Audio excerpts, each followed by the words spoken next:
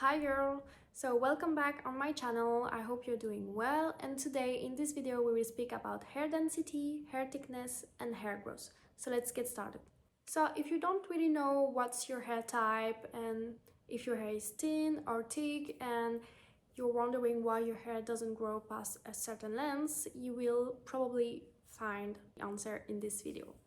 So first we will start with hair density. So hair density refers to the number of hair strands you have on your scalp, and more precisely it's the number of hair strands you have per square centimeters of your scalp. Usually you can confuse hair thickness and hair density because it's completely different, because hair density, as I said, is just the number of hair you have on your scalp. Thick hair is something different, but we will speak about it later. I just take my computer to have the exact number, I will say. But if you have low density, you will have fewer than 150 hairs per square centimeters. If you have medium density, you will have 150 to 200 hair per square centimeters, and if you have high density you will have above 200. Some people have naturally more than 200, while others will have less than 150, and that's just genetics. You can't really do something about it because it's the number of follicle you have on your head. Well, you can have really fine hair, so like really thin hair, but you have a lot of hair, so we'll have high density but with fine hair. It's my case usually because I have really, it's not really thin, but it's not really thick, but I have a lot of hair. That's why when, for example, I do some curl or anything, it seems that my hair, that it's really thick, but it's not. No, it's just I have a lot of hair. I saw that maybe with stress or I don't know, but here on my front part it's a little bit thinner and less density, but I have a lot of hair. So that's an example of medium density with thin hair. You cannot really change hair density because it's related to genetics and you cannot really change your genetics, but you can improve it. So you can, for example, help to preserve your hair density, so to avoid loss, I would say. Prevent premature loss by scalp massage or activate blood circulation, eating a good diet, maintaining healthy scalp, avoid harsh treatment like bleaching, hot tools and tight hairstyle, for example. That's it for hair density. It's really simple, just the number of hair you have on your scalp. That's it. So let's talk about hair thickness. It's just the diameters of each hair strands you have on your head. So that's simple. And this has nothing to do with how many hairs you have, but this is just how it looks. I mean, how big is your hair strand. You have really fine hair, you have medium hair, and you have thick hair. And for example, if you are from Asia, you will have more, so it's more common to have thick hair. But if you are from Europe, for example, more common to have fine hair. So that's just some historical fact, I would say, but of course it really depends of your genetics. How to know if you have thin or thick hair? So this is something really easy, I would say. For example, you can take one hair strand and you can put it on your hand like this. If you can see it easily, it's more thick. If not, it's thin. Mine, it really depends where I put my hair, I would say, because yes, I would say mine is medium. Of course, what you can also do is you take a hair strand like this and you roll it on your hand like this. If you can really feel it, that means your hair is thick. If not, it means it's thin. And mine is probably medium, thin medium. I would say you can change it partially, because part of your genetics is thin or thick hair. Of course, if you're someone with really thin hair, you will never be someone with thick hair, you know. So, but you can improve it a little bit. So you can improve it with protein treatment or collagen rich hair care, or you can also use castor oil. You can also use so have a gentle hair care routine can also help, so you avoid heat, etc. And scalp care. So having clean scalp can really help with hair thickness and also hair density to prevent premature loss.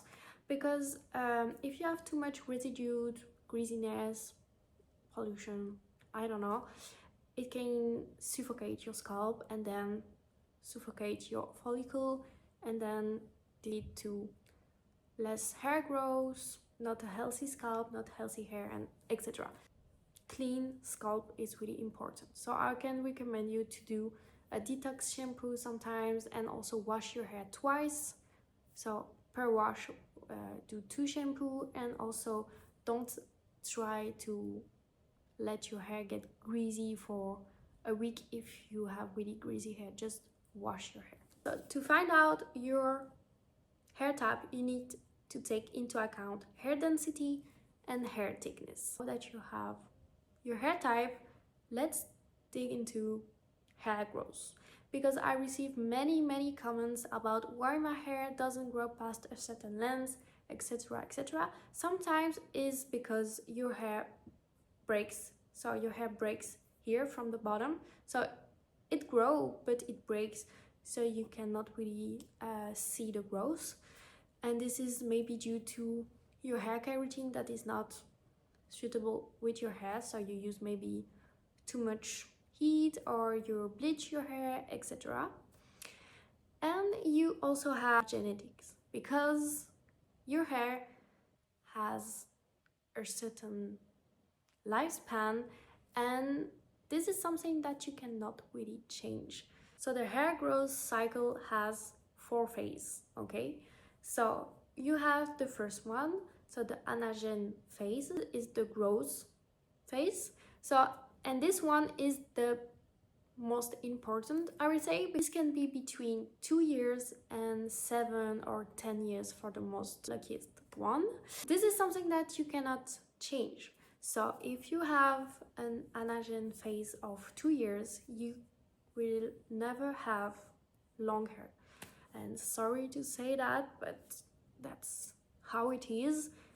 If you are really short hair lifespan, you cannot grow long hair, because your hair will grow from 2 years and then will stop, then wait a little bit and then just fall it down. So in 2 years you cannot have really long hair. I have the possibility to grow my hair really long because I probably have a long anagen phase, but sometimes if you cannot grow your hair long, it's probably because your hair growth phase is not really long. The majority of your hair on your scalp right now, so I would say 90% of your hair right now on your scalp is in this phase, in the first phase, so in the anagen phase. Then you have the catagen phase. This one is the transition phase, and this lasts 2 to 3 weeks. And this is just when the hair stops growing, the follicle start to shrink.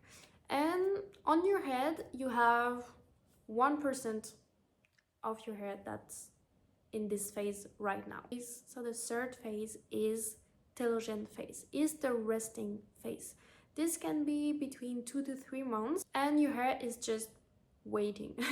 That's it. And this is about 10 to 50% of your hair right now on your scalp. So the telogen phase is really influenced by different factors. For example, if you have stress or hormonal imbalance, or I think postpartum, or if you're in a big weight loss journey, etc., this can really impact your telogen phase. And the problem with that is that many hair will enter the telogen phase at the same time, and I made some research about it, but when too many hairs enter the telogen phase at once, you get telogen effluvium, and which cause sudden heavy shedding, because normally 10 or 15% of your hair are in this phase, and then after 2 to 3 months your hair will just fall down, and that's completely normal. But if you have this factor that influence your telogen phase, you will have a lot of hair that goes together at once at the same time in the telogen phase. They will last 2 months, for example, and then they will all fall together. And then you will feel like, oh my god, I lost a lot of hair. But this may be just, of course, of season change or other factor, that stress, hormonal imbalance, etc. But you know, that's why you will feel that you lost a lot of hair. And then you have the last phase, exhaustion phase. This is the shedding phase, when your hair just fall down. Normally you will lost 50 to 100 hair per day. So it's a lot of hair, and it's completely normal, okay? So you don't need to be afraid if you lose a lot of hair. That's normal, okay? Of course, if it's more than usual, lose more than 100 hair per day, or you lose a lot of hair and you saw that on some area you have some bald spot, or your hair grow very thinner, or you have really less hair, this is when you can really start to worry and find out why, and maybe check with the doctor why you're losing so much hair. Hair shedding is really important and lasts over 3 months. You probably need to check with the doctor, because maybe stress, or you have hormone imbalance, or you have something in your body that is telling you something is not right. So then you will check with the dermatologist and trichologist. Okay, so I think that's it for this video about hair thickness, hair density, and hair growth. So just to summarize everything and have all the information at once, hair density is just the number of hair on your scalp. Hair thickness is the size of hair strand, and hair growth is a 4-phase cycle. I hope you enjoyed this video. I hope you learned something new in this video. Let a like, let a comment, follow me on Instagram, on TikTok, and here on my YouTube channel. Share this video, and see you in the next video. Bye!